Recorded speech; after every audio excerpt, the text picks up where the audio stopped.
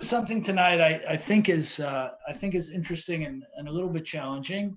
I want to suggest whoever can.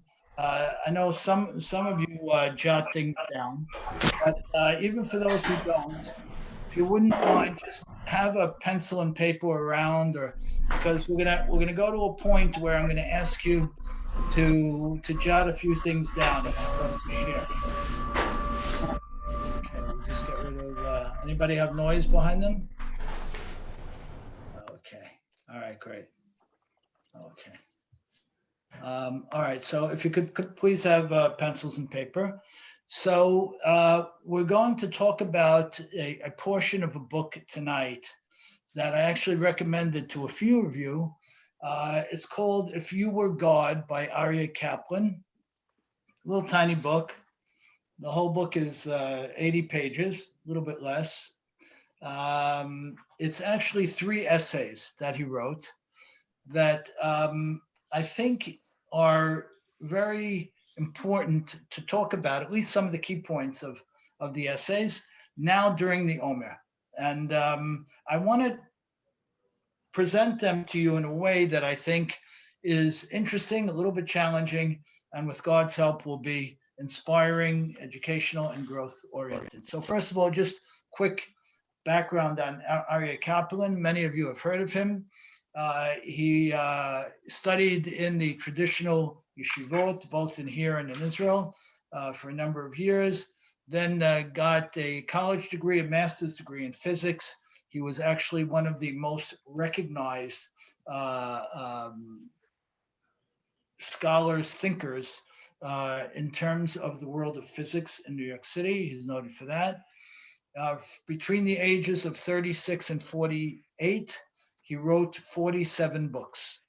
In 12 years, he wrote 47 books. Unfortunately, he passed when he was 48. But the quality of his writings is exceptional, and he had the great skill to just seamlessly move through scientific approaches to things and Torah approaches to things with no friction, no conflict, just comfort. So I want to touch on a few of his points tonight in the context of the Omer in a way that I think would be interesting for us. So he starts one of his essays with the following. He says that if a person, let's say that Reuven is needing of a heart, and Shimon gives him his heart. So now Reuven has Shimon's heart. Reuven has Shimon's heart. So the question that Rabbi Kaplan raises is, so who is Reuven at this point? Is he himself? Or because he got the heart of Shimon, is he Shimon? What would you say? You're speaking about a literal heart transplant, right? I'm talking about a regular heart transplant. Okay. He's himself. He's himself. Perfect, Sarah. He's himself. Great. Now, what if Reuven didn't get Shimon's heart, but he got Shimon's brain? What would you say in that case? Until you get to his neshama, we're not going to switch the people around. That's okay. fine. 1 second. 1 second. All right. Gets his brain. Yeah. Sorry. I think he's Shimon. He's not Reuven. Right. He's not Reuven. He's Shimon. Why? When it comes to the brain. When it comes to the brain, why would you say he's Shimon? Because the brain is kind of like the computer, it's kind of like the thinker. Okay. I don't think the soul is the thinker. I think the soul is the being. Okay, fine. Zeke, what's your opinion? I think the brain, all this meat is nothing. That's just meat. That doesn't mean anything. We wanted, if you tell me the software, which I believe is the soul, that's a whole other thing. Okay, so you want to say that, so one perspective is the heart, there's nothing to talk about. If Reuven has Shimon's heart, Reuven is still Reuven. This is a physical muscle. Yeah, Sari? I definitely think there's something to talk about. I think there's very big changes of Reuven if he took Shimon's heart.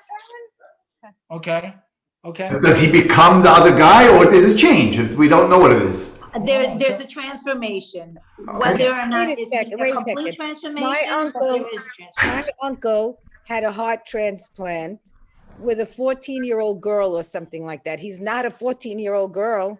No. He has So a a heart heart. transplant, I think we all agree that a heart is a purely physical muscle. And even though we describe it, it's a duty of the heart, an emotion of the heart, that's descriptive. That's not practical. On the brain side, the rabbi's perspective there as well is that persona, memory, knowledge, although it exists in the brain, it exists on some other plane that essentially means that Reuven stays Reuven. Now, that's not black and white, obviously, because whatever was in Shimon's brain is now in Reuven's head. He's thinking with those tools. No, you're not. Huh? No, you're not. No, he's not. Okay. From Sari's perspective, you are. From your perspective, you're not. The rabbi says that the brain is a muscle that exists with the following perspective. And he quotes a few great 20th century scientists and thinkers. He says that the brain exists with the perspective of absorbing the knowledge and the memories that it can handle and censoring and rejecting those things that it can't. We'll talk about what that means in a few minutes. It says the brain is a very fight or flight oriented organ in the body, and it's not simply whatever we see we allow into our brains. Not true. He says the brain has an editing capacity. One second, sorry. I'm just gonna, if you don't mind. Can I invest more with you? The brain has an editing capacity. But he says, despite all that, he says that memory and knowledge exist on another plane, on a plane that isn't limited to the 120-year lifetime of a human being. They exist in another plane. Okay, one of the questions we often think about is, you have a giant like Rabbi Joseph Soloveitchik, giant of the 20th century Ashkenaz world, who the last 10 years of his life, he had dementia. What happened to the greatness, to the genius, to the spectacular ideas that he had? What happened to them? Are they gone? So Rabbi Kaplan would say, absolutely not. That the brain is the brain, it's true, and it encompasses X, but there's another dimension to memory and knowledge that exists exclusive of everything physical. To me personally, that's very heartwarming because, again, like a Rav Soloveitchik or people I know, God forbid, who will have an illness, did they forget all the beautiful things they had in their lives? Are they gone to them? Absolutely, unequivocally gone? Or are they just at a point in their lives, these people, where they can't access them? Rabbi Kaplan would say that they can't access them, but they are absolutely there forever. For somebody else. 1 second. Not for them. They're gone for them. That's it. No, he says the following. Let's see. He says that they are there for them in the following respect. It's almost the exact extreme opposite of what you just mentioned. He says that is them. That is them. Right. And he brings a Kabbalistic source, and I want to hear your thoughts on this. Some of you guys are muted, but please unmute. I want to hear your thoughts on this. He brings a Kabbalistic source that says the following, that memory, knowledge, insight, person's life lessons become substantive after death, meaning that they're palpable, that they're almost physical. So in the world that these things exist, in a non-physical world, this is a bulk material. It's a thing. With me? You saying after somebody passes away that then these memories and knowledge are separate from them as an entity? separate from them as an entity. And even though they existed purely in the intellect, in the memory, wherever that is, Right. they become substantive. They become mamashi after death. Tangible. Where do Tangible. they exist? Huh? Where do they exist? Okay. So they exist in this greater than physical world, in this absolutely spiritual world. And the rabbi writes they exist as part of God, which I found mind-boggling. I don't even know where to go with that. They Okay. exist as part of God, independently. So Reuven's memories, knowledge, Torah learning, chesed, everything that in truth defined him, even though the physical body is gone now, but that is him. And that is palpable, physical, so to speak, in a non-physical world. It's mashma'uti. But is this, are they calling this soul? That's the soul. He's not calling it the soul. No. He's not. Separate. So They're not saying neshama. No, he's not saying Or is the this- Shema. He's Ricky, saying is this that. Olam Haba?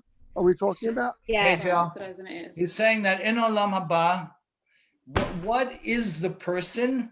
The person is these things: memories, deeds, knowledge. That makes up the sum total of the person. So if we Right. look like this now, you're looking at me. The sum total of me is what you see here. In the next world, after 120 years, for all of us, God willing, we'll be looking at each other, not with this, Right. not with eyes and a face and a body, but our composite, our absolute makeup will be all the things that we did. Your authentic self. Your authentic So self. that makes sense. So I saw a documentary last week on the brain, and it said that the electrical waves are like spider webs to the cortex of the head. Yeah. So if you build a spider web in your head, that's how you could recall things. They're threads. Okay. Pylon. So it's like it's what you're saying is like just taking that spider web and that's the person.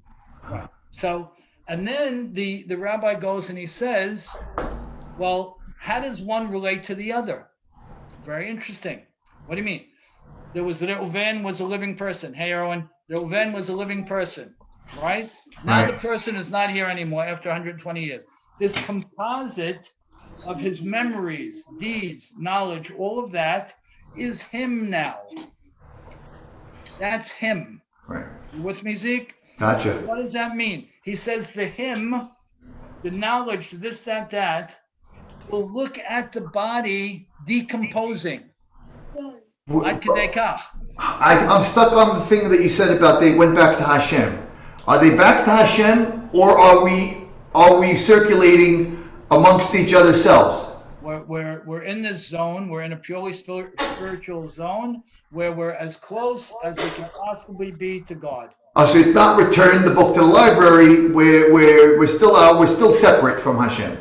Well, we're separate from Him within an extraordinarily close proximity, depending on the life we built. I gotcha.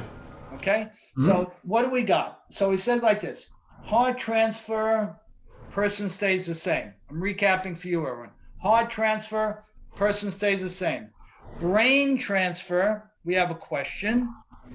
Rabbi Kaplan says brain transfer, person stays the same. Now, even though some of his brain skills might be from Shimon, to our example, the absolute defining sense of the person has nothing to do with anything in anything muscular related to him. And it makes complete sense.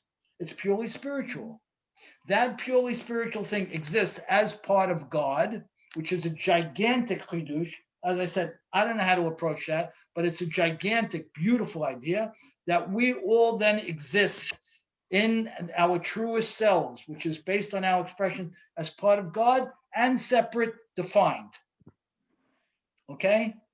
And this thing, whatever it is that exists, is palpable, it's substantial, it's measurable, it's definable as you would define things in this spiritual world.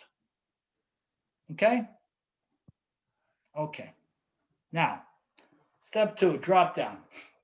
He says that, well, how does the person build this self?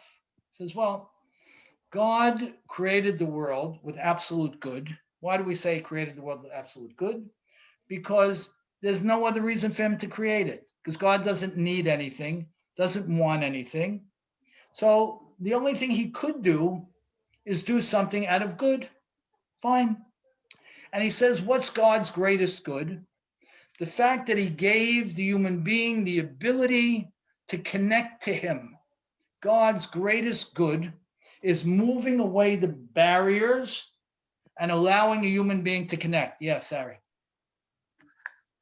What does absolute good mean? Okay. What happened? You there?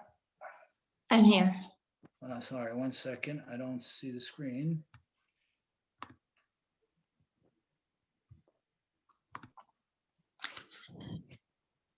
You might have to take like 2 Oh, there we fingers go. and swipe. I got it. Okay, we got it back. Sorry.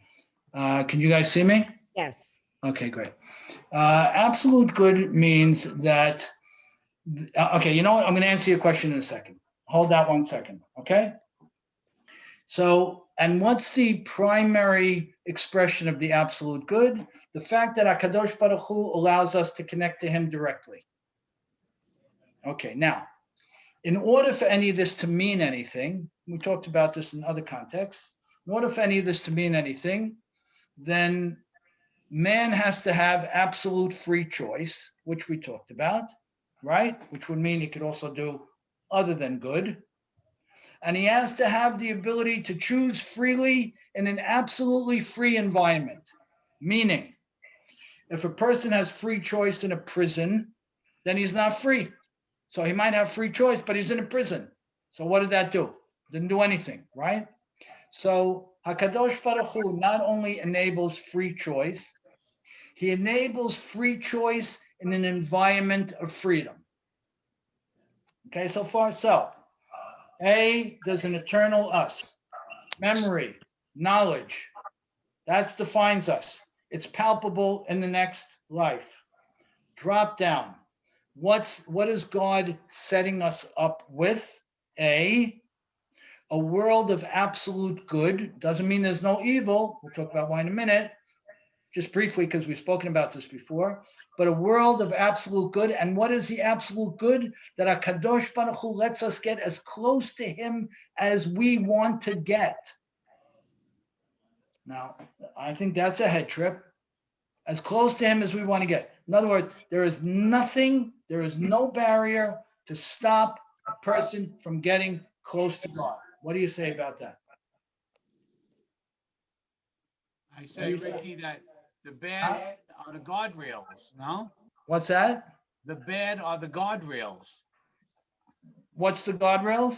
The bad. In other words, if you jump over, if you're on a good highway, if you jump over the bad ones, it's like going off a highway, a California highway. Okay, so fine. He's saying if you stay on this good path and you don't veer left or right to the guard and you flip over the rails, then I'm with you. You're gonna end up in my destination. Fine. Good. Okay. That's what you just got. Okay. Drop down number 4. He says a fascinating thing. He says that miracles, overt miracles, kill the whole system. Rachel, why would overt miracles kill the whole system?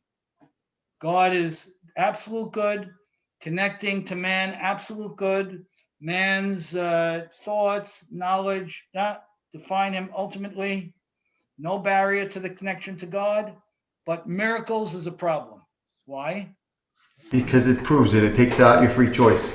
Exactly. It's shock and awe. It gets rid of your free choice. And he brings a number of examples from the Torah which say that whenever there was an overt miracle for the Jewish people, what did they do? They rebelled. Because it's shock and awe. People are oppressed and overwhelmed and can't function individually, so they rebel. Erwin, that's the big cram down that we talk about, right?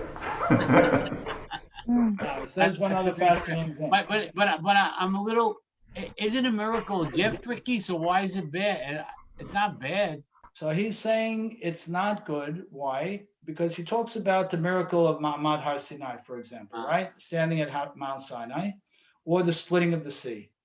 And he says that a handful of days later, there was the golden calf. And he says, why is that? Because when any person is overwhelmed with a powerful authority, whether it be God or a government, their first reaction is going to be to surrender, to bow down, to be suppressed. Their second reaction is going to be to revolt. So he says the only system that works is process, ongoing, developmental closeness to God. But any shock and awe backfires.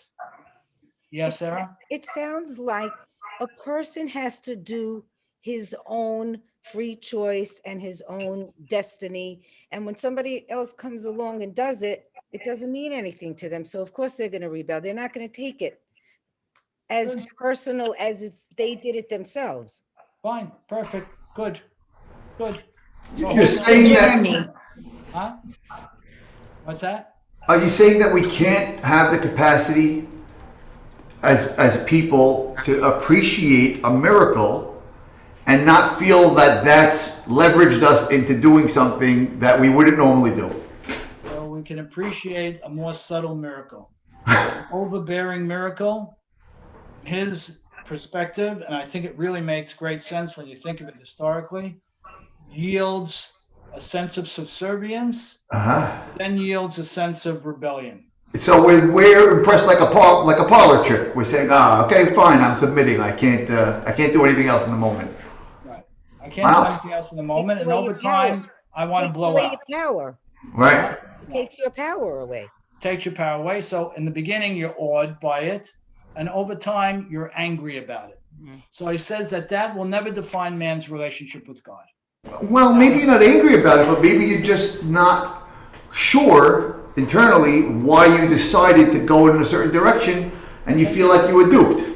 Okay, that's fine. But how long you want to feel duped? Not forever. Right. Not going to be too happy. Now he says another fascinating thing. He says spiritual and spiritual will never connect. Spiritual and spiritual will never connect. The only way something spiritual can connect to another spiritual element is with something physical in the middle. And he brings an example of one angel can never do two jobs. Because an angel is an all spiritual entity, and an all spiritual entity can only be defined by what it is for that moment. So what does God do? In order for us, in our memories, learning, soul, whatever you want to call it, to connect to him as we grow and build, he gives us the physical body to do so. The only way to connect spiritual with spiritual is through physical, which is a spectacular idea. That's massive. The exact opposite. You would say the only way to connect spiritual to spiritual is spiritual. But he says, no, I need a physical intermediary in order to make this shidduch happen. Ricky. Okay. Yeah. How does that relate to the Serene? How are you? Hi. How does that relate to the story of Adam and Chava when they tried to eat from the tree and then God gave them more of a physical form?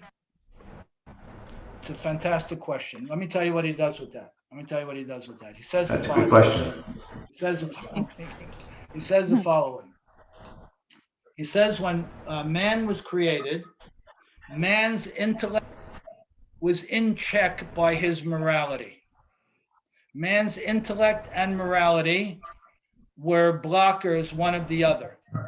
Man's intellect couldn't surpass his moral zone, his moral guidelines. So man could never create a weapon of mass destruction, for example. because intellect was bound by his moral compass. He says Mhm. that's the way the world was created.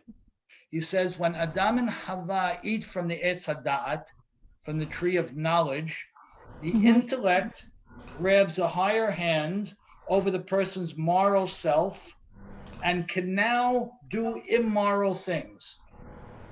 Say that again. Yeah, I don't Sarah, get that. you're gonna love that one, Sarah. You love I that one. don't get that one. Okay. Doreen's asking an important question. There was a change here at a point that's described in fairly graphic details in terms of this thing called, hey, Bobby, this thing called Gan Eden and so on. Great to see you. Thing called Gan Eden and so on. What happened? Okay, people say that we were given greater ability to choose. Okay, fine. But this explanation, in my opinion, is the most exciting and serious explanation I've ever heard on Adam and Hava, on Adam and Eve. And I'll repeat it back. He says that there was an absolute equilibrium between intellect and moral compass in each individual and as one. Once Adam and Hava ate from the tree of knowledge, their intellect now was no longer bound by their sense of morality. Oh. So now they can make a gun. Now they can make a bomb. Whereas before, that was out of the question.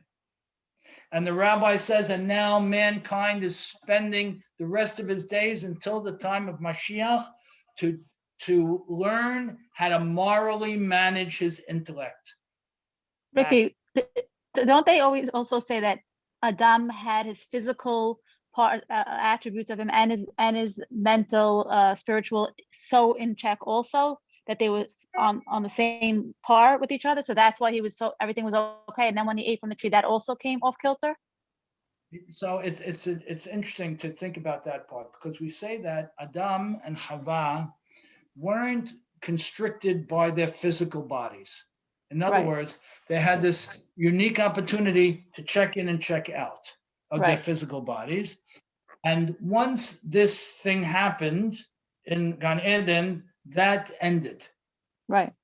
So to the extent that they were able to check out What does and that mean? still to check out. In other words, they could take their neshamot, let's say, their spiritual selves, And hop in the DeLorean and go wherever the hell they wanted to and go. hop into their costume or hop out. Wow. So that could huh? sound like an angel. It sounds like an Better angel. than an angel. Well, what it is it's actually, yeah, I would agree with that. It's better than an angel. Why? Because it has the capacity that we spoke about a little while ago, where it's a spiritual entity that can clothe itself in a physical body, and by doing so relate to God more directly, because you have spiritual, physical, spiritual, and it could check out from the physical thing at will. And then come back down and enjoy being physical if they want. And that's why we that's one of the other reasons we say that in the afterworld, in Olam Haba, Gan Eden, whatever we want to call it, Not physical. we will all relate to each other on a purely spiritual level and recognize each other. And it's based on this thing from Gan Eden. How can you recognize a spiritual entity? Right. Well, Adam and Chava had an absolute identity exclusive of their physical bodies. Right. Okay? So, Yes. But Rick, you're not saying that while he goes to party and he comes back, that he doesn't get whacked for his movements. He can't think like that, though. That's the I thing. understand the question. I'm not sure I understand the question. No, so you're not saying that when he's out of body and he's going to do what he shouldn't be doing. Now he comes back. Hashem didn't give him the credit and debit. No, he couldn't do bad things when he was doing that. That wasn't even a part of the equation. He can't. No, when he can't exited impact. to go and to do it. He can't impact the world when he's out of the physical element. He cannot Ah, impact the world. okay. Okay? All right, Yeah. great. So let's see where we are. So we have this understanding based on the rabbi that there is a sense of absolute free choice, that free choice is given in a context of freedom, that there was a tipping point at the beginning of creation in some shape or form that enabled a person's freedom to be unbridled by his or her moral compasses.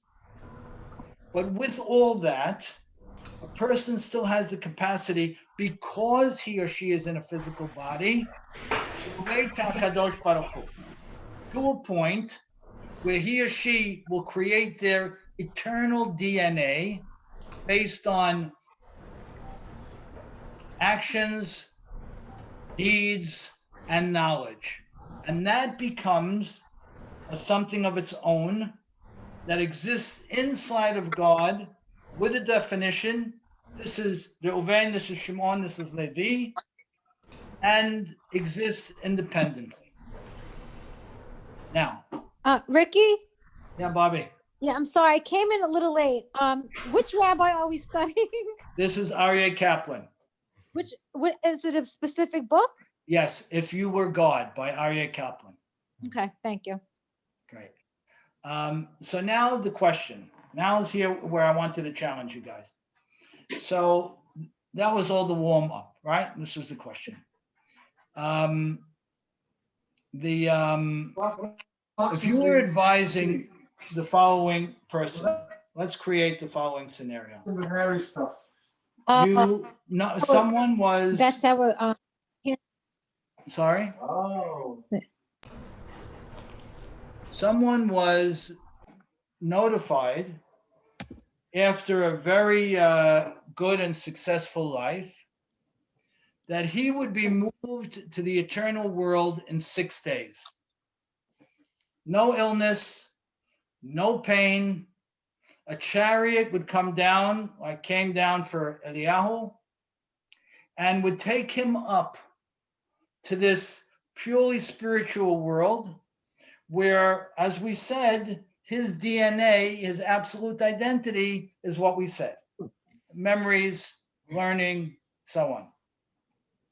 If that person came to you and said, I'm not afraid, there's nothing bad here, I understand what's happening, I'm going with a smile on a chariot of fire, what would you recommend that person do in those 6 days? Now that you have the background that you have.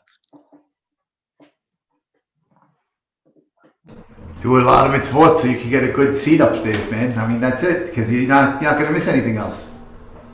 What does that mean? Flesh that out a little bit. What do you mean by that? To do whatever you have to do to get whatever that means, but to be closer to Hashem, because if what you just explained is true, you're not going to be missing the people that you've left behind. They'll miss you, but you definitely will not miss them. And so because you're drawn to, people want to say, oh, I'll spend every moment with my children and and I'll do that. And maybe there's something better that you can do that will make that portion better with those people later. Like what? I don't know what that is. I don't know what the point system is, but something else. Can I disagree? Yeah. What do you say? Sure. I think that you would make memories because that's what you're taking with you. You're going to perfect your intellect and create memories. But is it going to be memories of going and having a picnic with the family, which is wonderful, or is it going to be a memory of teaching the world about Torah? I don't know. Not sure it matters. I don't know either. I just don't know I don't know. So Rachel, what would you do? What would you advise the person? I those two, study and make memories. Make memories like which ones? Zeke is saying, I'm going to make Torah-focused memories, period. Right. So I'm inclined to say it could be any kind of memories. It'll be any kind of memory. Okay, beautiful. It'll be family memory. It'll be a friend memory. It'll be what else? Yeah, I don't know. Family. I mean, that's what I would think of. Okay. What else?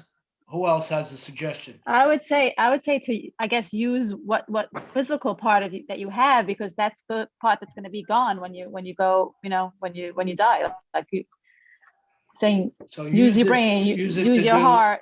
you- I don't know. Just, I guess, enjoy the last enjoy your last 6 days. Right, so And enjoy. I would, could I say something, Ricky? Sorry, Jeanette. Hi, Jeanette, how are you? Hi, Ricky. How are you? Hi, everybody.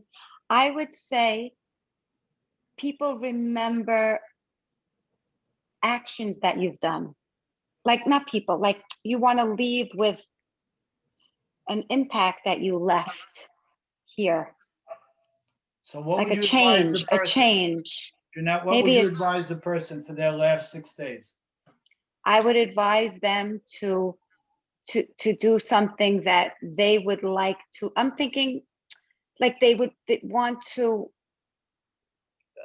do something out of the box, something that's not black and white in front of them, Beautiful. something that they could Where does change the that- world. Where does that out of the, okay, great. Where does that out of the box thing come from? Where does it come from? Yeah. Comes from deep within, something that maybe you've always, maybe you were scared to do, maybe something that you've always dreamt of doing. Right. So that's what you would advise a person to do, yeah? That's what I would, something that now, it's either now or never. Do it now. The now or never, right? Anybody else? I Sarah? was on a whole different plane. I was like, I was gonna say repent and say you're sorry for all the things that you ever did that was wrong.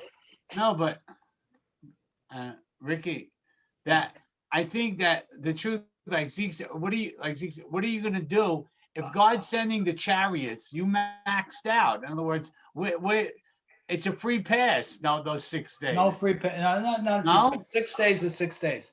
6 days is, I'll tell you what, The chariot could take you downstairs, man, and then you're dead. I mean, what are you gonna Oh, you do? mean the chariot's not going to the right place based on the 6 days? There's no guarantees. Okay, so let's do this. Ah.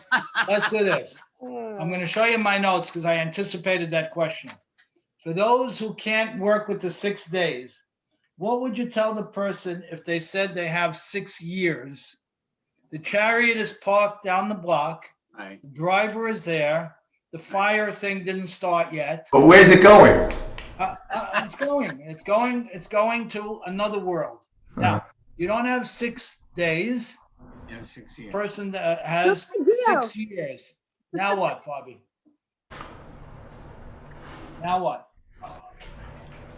I mean, it seems like we all have a finite amount of time left here, whether it's 70 years or 6 years or 50 years. So that's what we should be doing anyway. Anybody else? So I agree with Zeke. We're like, I don't think we need to do anything.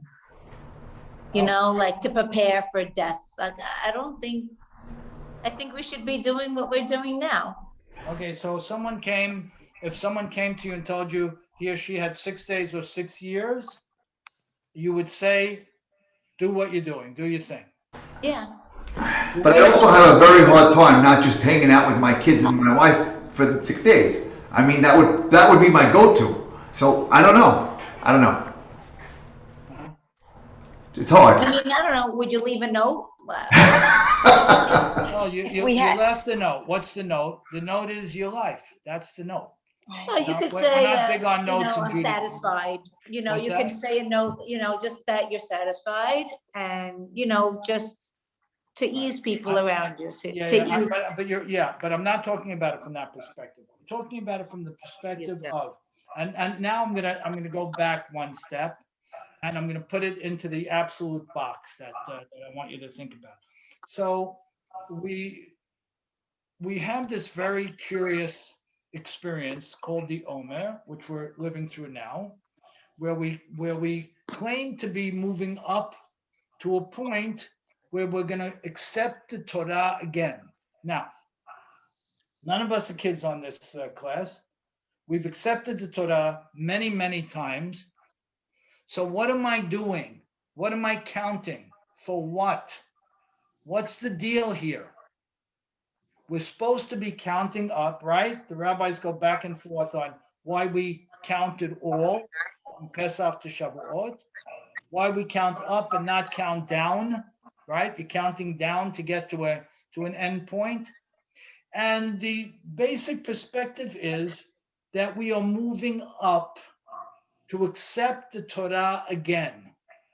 Now, if I'm moving up to accept the Torah again, if I know my DNA is not my heart, which might be moved to somebody else someday, or my brain that might be moved to somebody else someday, or moved nowhere, in fact, then what am I doing?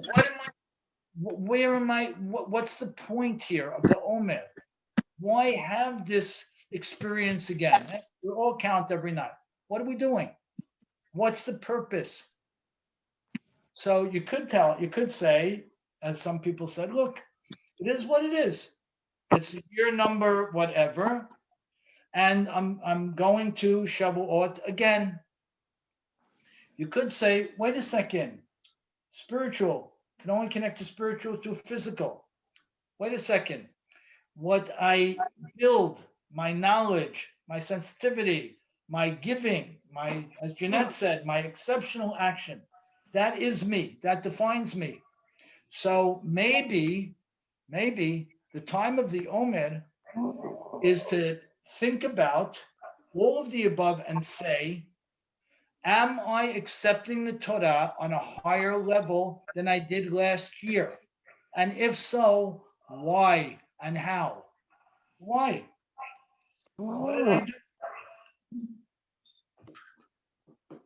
If I'm going to go to somebody and advise them with 6 days or 6 years of life, I'm going to advise them to make more memories. I'm going to advise them to give more love. I'm going to advise them to get closer to God. I'm going to advise all of those things, right? Whether it's 6 days or 6 years.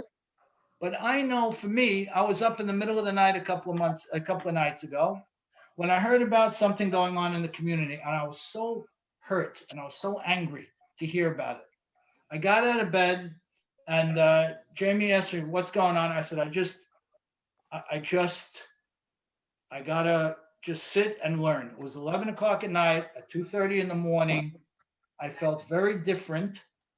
And what came out of it? Some beautiful learning. But what came out of it? Something that somebody referenced in this point. It was, you know what? You're banging Like reward. about that. What are you doing? Just go raise the bar and do that project that you always wanted to do. And make that effort to change X and elevate yourself. So this is not anything new to anybody on this call, that's for sure. But what I want us all to think about is we are supposed to be accepting the Torah on a higher level. We know what eternally defines us is the beautiful memories, the love we expressed, the chesed we did, the Torah knowledge we have. Are we in a position in 2 weeks to say that I raised my hand high because I'm going after that project, I'm doing this, I'm that, and I'm accepting the Torah on a higher level? When you say I'm going after a project, you're not talking about secular pursuits. You're talking about, right? No, I'm talking about. I know. I'm just making that clear. And also, you're saying that it's Torah pursuits and memories are not the ones that are shared by the others in your life.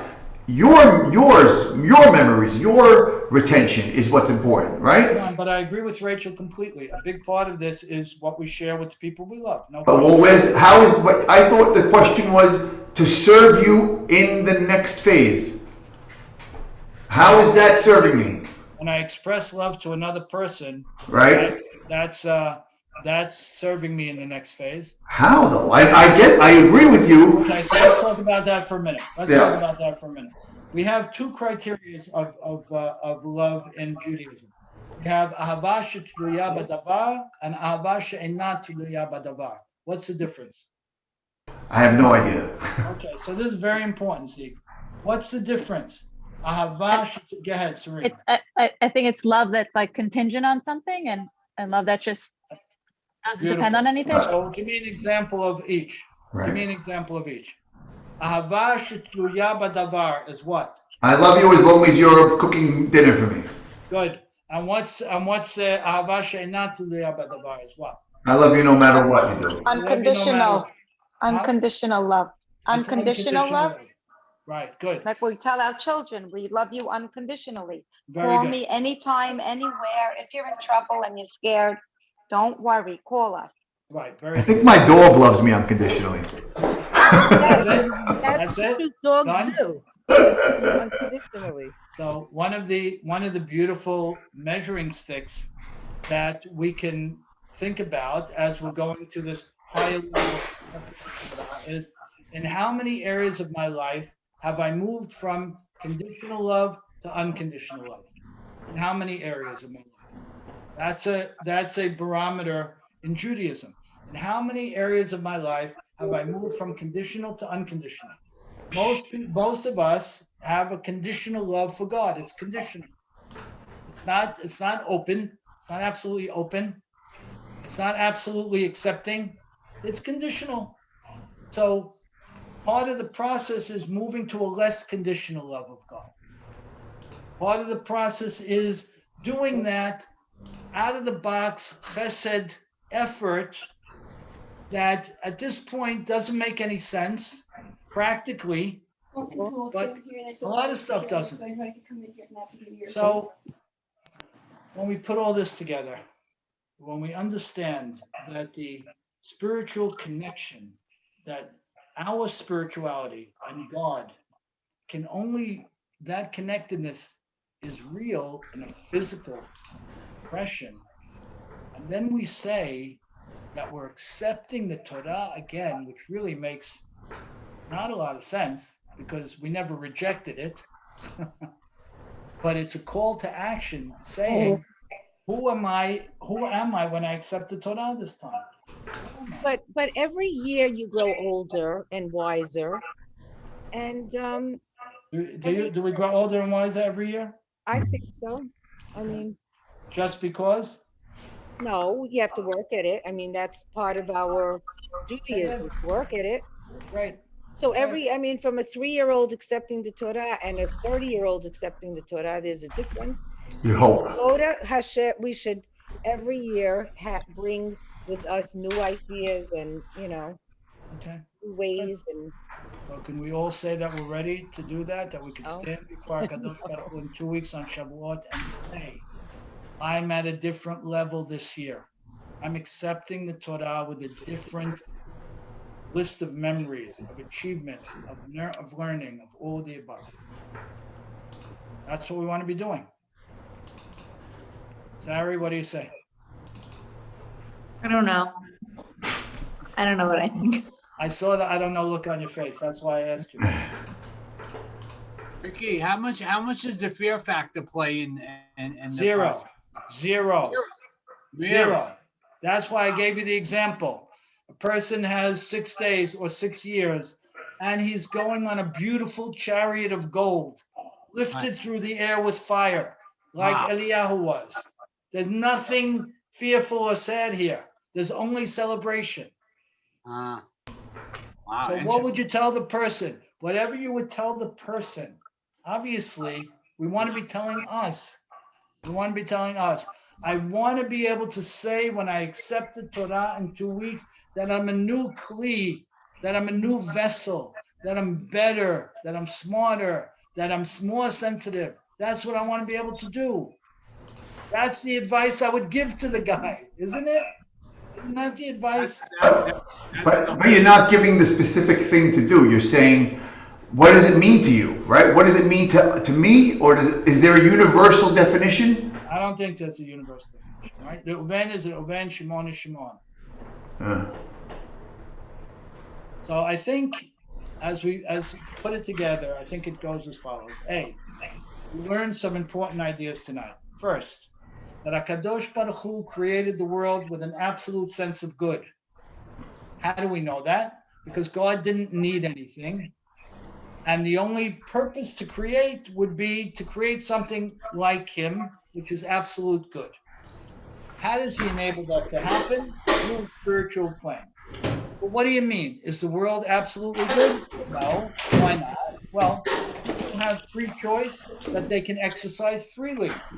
So what? Well, you're right. It wouldn't have been a problem if for Eitz Hada'at, but for the tree of knowledge, where the tree of knowledge enabled man's intellect to trump his morality.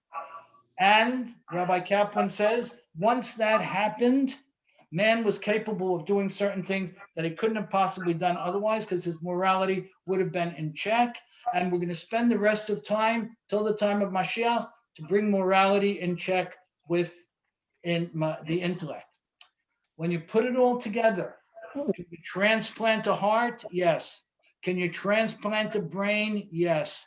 Can you transplant the essence of a person? No. The essence of that person is vibrant and dynamic forever in this absolutely eternal world. You have to see the movie Get Out. Oh, yeah? I saw it. What's it called? To Get Out? It's a thriller. It's called Get Out. Get Out? Yeah, it's nutty, but it's Very interesting. nutty. It's Very interesting. nutty. All right. Sounds like fun. We didn't get into the filter on the mind, which we know as the reticular activating system or whatever they call it in different places. The memory is knowledge is tangible after death, and the returning it to Hashem. All of those things are major. Those are big things you stuck out there that we didn't touch on here. I'm very excited. I'm going to tell you one other idea on that, on Jake's point. There's one other interesting idea on Zeke's point. One other interesting idea. Tell me how you feel about this. I found this to be one of the most exciting points that the rabbi mentioned. I didn't want to mention it tonight because it's a little bit heavy. Everything we did was light so far. Very light. That's light. This is a little heavier. He says like this. He says that one of the great gifts, I'm paraphrasing, one of the great gifts that a person can have in this world is shame. Be ashamed. Boy, That killing me. That being ashamed in this world is a gift. Now, when I think about the times I felt ashamed in my life, I'm ashamed of those times. Doesn't feel like a gift, right? But he says that shame in this world is a purifier. It's a cleanser. And it removes the need for shame in the next world. So if a person stumbled, if a person whatever, and was shamed as a result of it, take it as a gift. Because if you didn't get it here, you would have gotten the shame there. I thought, yeah, but you're talking about shame that's one puts on another. What about your own shame? It's exactly what we're talking about, your own shame. Not that somebody's inflicting on you. To feel shame that I'm gonna, maybe some people don't steal from the charity box because they're ashamed to do so, but they would. I'm sorry. We're talking about embarrassment. We're not Embarrassment, right? Okay. Embarrassment. How do you guys feel about that? Embarrassment is a gift. How many people feel good about being embarrassed? No. Nobody. But he's saying it's a gift, and it makes total sense. Yeah, So if you're embarrassed about something, you're feeling it. You're feeling the pain of that thing. So you're stepping away from it. You're being you're suffering as a result of it. And that suffering here finishes the issue. You don't have to worry about it. Yet the person who inflicts the embarrassment on you is dead. I mean, he gets kamat for that. Whatever his issues are his issues. Yeah, but I'm you talking gotta about about the person who feels it. But so it's a double-edged sword because I could say, okay, I'm going to give everybody extra points. I'm going to embarrass the hell out of the whole place. We can't do that. We're not allowed to do that. No, but you're saying the guy who gets hit. You're saying the guy who not the guy who's dishing it out, the guy who's feeling it. Right, who's feeling it, right. He's embarrassed and he goes to Gan Eden, but the other guy goes the other way. Right. Whatever the other guy does, if by embarrassing somebody, we know it's a very serious thing. Very bad, yeah. How do we deal with? I think about some of the times in my life when I've been embarrassed. I'm ashamed of those times. Sure. Right? We all would be, right? But when you're aware of it it's a good thing. The pain that's felt is a good thing. Let it be here where it's transient and it ends at a certain point and not there. But I feel like shame makes you do that, not embarrassment. Embarrassment, you could be embarrassed to walk into a room with a lot of people. You're No. embarrassed. We're not Be talking embarrassed. about, you could use the word, shame. Use the Shame word. is a corrector, so you Okay. correct yourself. Shame is Not really, but what if you walk out of the toilet with the toilet paper on your shoe and you're embarrassed from that? We're not talking about, we're talking about things that are very Ricky, real, important things, yeah? didn't you used to tell us that it was, you spoke about it like a failure? You said if you have a big, like, public failure, like you have, like that type of. It's a great thing. A giant public failure is a great thing. It's cleansing. But that's not shame. Huh? That's not really shame. Well, no, a failure, a public failure is usually It is a shame, shame. It way of is. feeling That's right. shame. It comes with shame, but I thought you're talking about like Ibe. Like when you say, don't do that, it's Ibe. That's the protector. No, I'm not talking about that. I'm talking about what Serena's talking about. Embarrassed. Uh-huh. I'm talking about what Serena's talking about. So, Right, but Ricky, so Sting, Sting, everybody knows Sting. Yeah, Sting, Bruce is Sting friend. says, an Englishman, he says, it takes a man to suffer ignorance and smile. That's right. say that again. He says what? It takes a man to suffer ignorance and smile. Be yourself no matter what they say. All right, you got it, dude. Yep. So, But you're saying that fess up for it, be a man, be a I'm human. saying about it. don't be broken by shame. Right. Change from it. I'm saying don't be broken by shame. I'm Learn saying from it. shame, to Serene's point, is something that we learn from to grow beyond. You know, we take the lessons that we learn, but sometimes shame or embarrassment can be debilitating. Yeah. And the rabbi is saying absolutely not. If Hakadosh Baruch Hu had you feel shame here, it's a good thing, because it means you deal with the issue, you get rid of it, and in the eternal world, you don't have any of that baggage. So it's real kapara, like it's real like that. Kapara. It is kapara, right? Wow. Kapara. Okay. Shame is kapara. Beautiful. Wow. Ricky, Beautiful. I think it's beautiful. That's great. Ricky, didn't Yeah. Adam and Chava feel that, didn't they feel ashamed? Didn't they use the word, they were ashamed when they found that they Yeah. were naked? Was that like a good, I guess, a good thing? Yeah, so it's a great question. I don't know how to relate that. I have to think about it. How to relate the shame of how they were at that point to this, because they were ashamed that they weren't covered. It doesn't say they were ashamed of their actions. It says they were ashamed they weren't covered. The question That's the is, same as the toilet paper on the shoe. That's the same thing. same as the toilet paper, right? So the question is that, I don't know. I don't know. I don't know. I think they were ashamed. I think they were ashamed because you're saying that their morality now, they weren't intertwined anymore. So now they had morality. They Very realized. nice. Very nice. So now their morality dropped. Now Yeah. I mean, I've heard Rabbi Weinberg say that naked was the metaphor for Hashem could see their badness. Hashem could see where it wasn't there before. There was no existing concept of that. Okay. Ricky, I have a question. When you said shame, kapara, right? It could be a kapara. Is there a concept, if there's a kapara, that triggers a chesed or a mitzvah from the person to like offset it or So whatever? if someone is experiencing something, first of all, kapara is real. It's a real thing Right. that Hakadosh Baruch Hu brings on a person to remove the person from the need of a real punishment. Now, so kapara is just a little, getting beat up a little bit, to remove from the person any more accountability that person should have for that action. So we welcome kapara. We actually welcome it. And the way to deal with kapara is, some people will say kapara and then dismiss the situation. The way to deal with it is to say kapara, this might be kapara, and I wonder what it's kapara for, and what can I learn from this? I better be correcting something, right? Yeah. So when kapara is dismissive, Jeanette, it's dismissive and it's wait, just let me put it on push mute. something away and be removed from it, Yeah. it doesn't serve its purpose.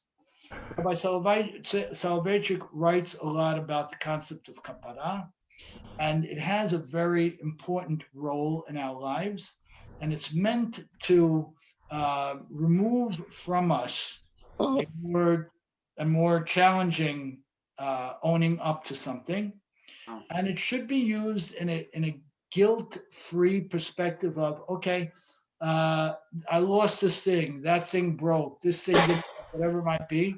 It could be kapara, and in a very purely objective way, not subjective, nothing to do with guilt. You say kapara for what? But Right. Try to figure it out. people use kapara so loosely, Yeah. Yeah. Fill the water, kapara. and they're not learning anything. So if we use it intelligently and objectively, it's really Hakadosh Baruch Hu speaking to us and saying, you missed something.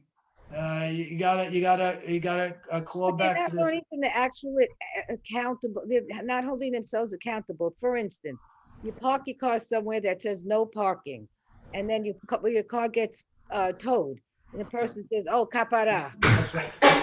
It's not kapara.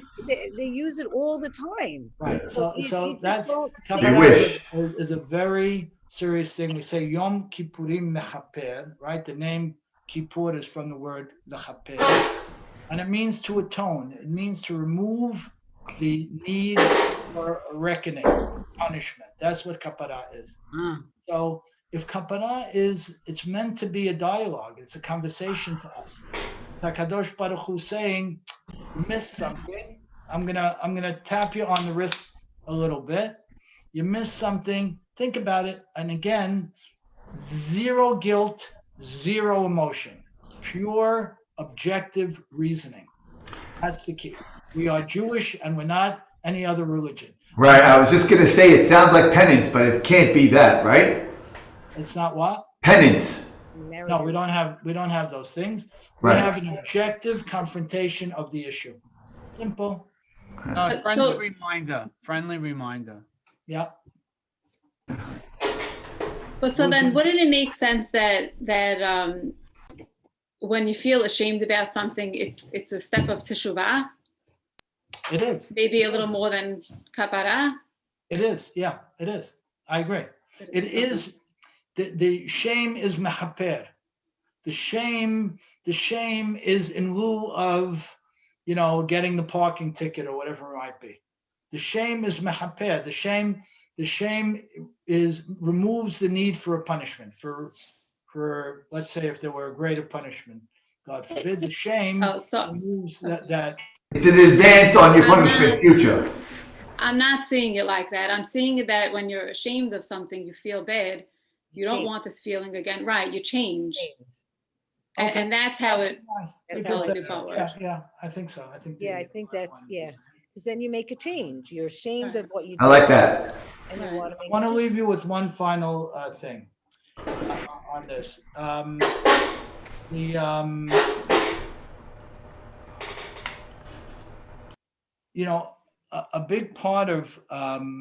A big part of what we carry with us, what defines us, right, is our knowledge, as we've talked about. I want to just leave you with one thought for those who are saying, you know what, coming out of this, I'm going to raise the bar intellectually. And I want to make a suggestion that I think is spoken to in the Megillah, and that's the following. When Boaz interprets the prohibition against marrying a Moabite to say it's a male Moabite and not a female Moabite, and by doing so, he courageously brings Ruth into the Jewish people.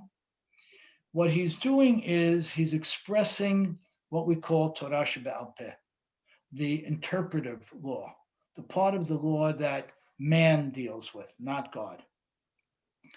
And one of the important messages of the Megillah is certainly that, the power and the importance of Torah Shebe'al Peh. I want to give you an example of Torah Shebe'al Peh, and I want to encourage all of you who are growing intellectually to take this tool and run with it. I'm going to give you an example. In a couple of weeks ago, the parasha Lifnei Iver Lo Titen Mikshol don't put a stumbling block in front of a blind man, right? The first part of that pasuk is lo tekalel cheresh, don't curse a deaf person. And then the next part of the pasuk is don't put a stumbling block in front of a blind man. Now, immediately, our commentaries and great rabbis say that you're not only talking about literal stumbling blocks, you're talking about an emotional stumbling block, an intellectual stumbling block, whatever you want. Now, let's go back. Boaz takes a big step when he defines the prohibition against marrying Moabites as male only. And he bases that on the rest of the pasuk that says that the Moabites didn't come out and sell us food. And he reasons that men sell food in ancient time and not women, and therefore the prohibition is against men only. You jump to a pasuk like Lifnei Iver Lo Titen Mechshol, don't put a stumbling block in front of a blind man, which is written in very literal terms. And the Torah immediately says, oh, it's not only physical stumbling blocks, it's an emotional stumbling block. You can't confuse a person emotionally, you can't confuse them intellectually, you can't mislead them in any way, shape, or form. What is that? That's the most beautiful part of Torah scholarship. It's looking at the text and starting to develop your own ideas, starting to play with the text, starting to enhance the text. And this is the great gift, the greatest gift intellectually that HaKadosh Baruch Hu gave us. And if we're talking about connecting to God on a higher level, accepting the Torah on a higher level, a couple of weeks from now, read a pasuk like Lifnei Iver Lo Titen Mechshol, don't put a stumbling block in front of a blind man. Look at some of the interpretations, which immediately move beyond the practical, physical, the literal terminology of the pasuk, and start adding your own to it. Add your own. Come up with your own ideas. Lo tekalel cheresh. Don't curse a deaf person. Wait a second. We already know that you can't curse anybody within the Jewish people. Why does it say don't curse a deaf person? What are you trying to learn from this? So the purpose of tonight's class was really to highlight the eternal us and to highlight that if we were giving advice to somebody else, it would be to get deeper, to get closer into things, to create more of ourselves. And you do it with beautiful memories, with beautiful people, chesed, and all of that. But one of the most exciting ways to do it, and it's highlighted in the Megillah, is to take the intellectual liberties, to read the text, to open a Chumash in English or Hebrew, to open a Pirkei Avot, to open whatever you want, and start writing your own notes on it. Use your own minds. That's the greatest gift God gave us, to be his intellectual partners. He didn't tell us, here's the Torah, take it or leave it, and this is the deal, and here it is, black and white, and that's it. He told us the opposite. He says, it's yours. Take it, interpret it. Let there be 70 interpretations to one pasuk. 70. And elu ve'elu divrei Elohim chayim. Lifnei Iver Lo Titen Mechshol. I taught it to my children, and I taught it as, you know what, kids, you can't go into a partnership that's uneven. What do you mean? You can't go into a partnership where you're partnering up with a billionaire, for example, because you don't operate on the same plane. You're misleading the other person. You're putting a stumbling block in front of him and in front of you. Ad kedei kach. Do I have a right to say that? Absolutely do.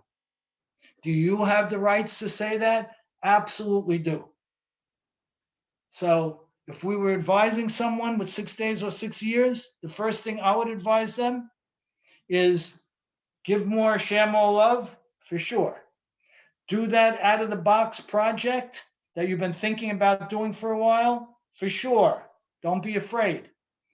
But the area that I would really be most excited about advising him on, open up the Chumash and give me 10 of your own ideas on this pasuk. Lifnei iver lo titen michshol. I was thinking making the whole class. Those 6 words. How many different angles you want to get?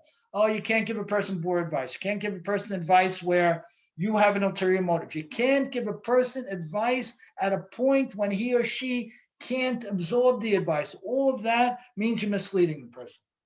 Can't do any of that. How great is that? Is that literal? Absolutely not. It's Torah Sheba'al Peh. It's the oral word. That's how we grow intellectually. So if we're going to be accepting the Torah again, and we know what defines us is our knowledge and our ideas, grow your knowledge and be gutsy.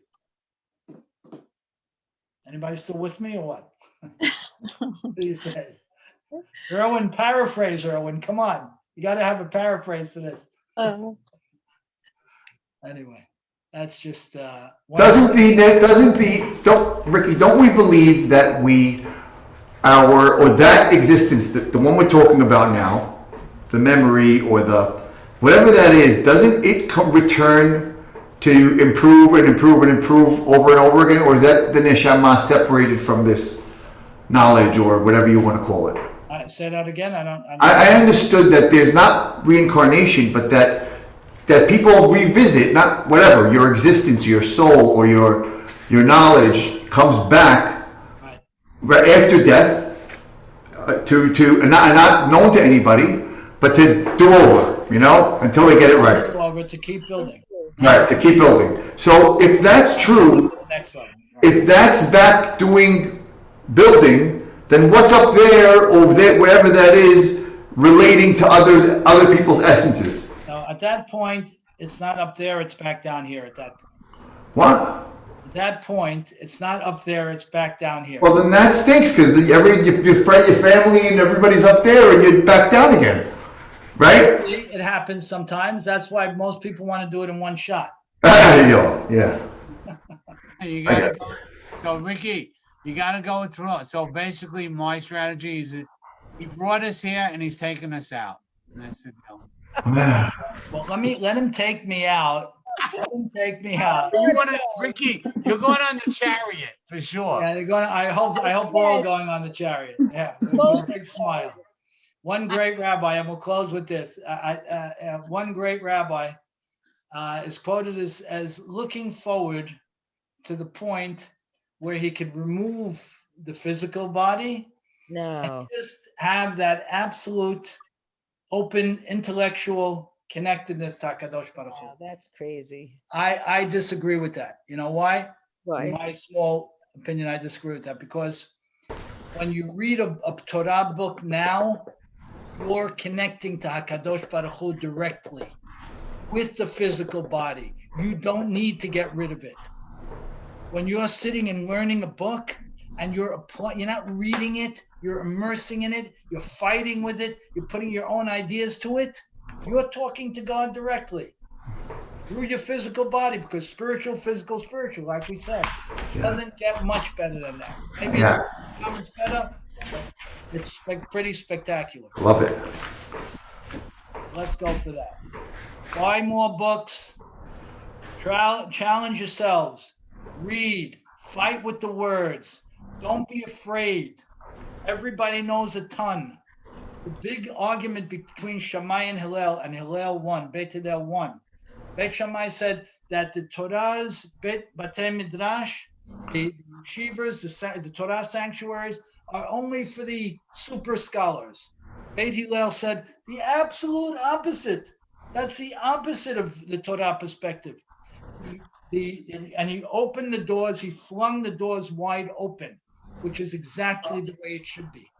And everybody is a scholar, and everybody is a thinker, and everybody can make a chidush. And Rabbi Soloveitchik says that the most beautiful thing is when someone comes up with their own approach to something. Great. Let that be one of the key ways, if not the key way, how we elevate ourselves. Go into a parasha like Kedoshim, a few parashiyot to go into it It's a lot of great halachot in there. Hebrew, English, whatever you're comfortable with. Read a halacha and challenge it and add your own insights to it and fight with it. Why does it say don't curse a deaf guy? Who cares if you curse a deaf guy? Ain't nobody listening. You didn't hurt him. Who cares? But you did. I don't know if you did, but maybe you did something else. But that's what you got to figure out. Yeah. Got it. All right. You good? All right. As always, really great to see everybody. Thank you. Thank you. Thank you. Great class tonight. Take care. Thank you, Ricky. Excellent. I Thank you. appreciate seeing Now you got to go up from here. That's it. You set the bar. Ricky. Bye-bye. Thank you, everybody. Bye-bye. Bye. Thank you, Bye. Ricky. Thank you, guys. Thanks, Rick. Thanks. Thank you. Bye. Bye. Thank you.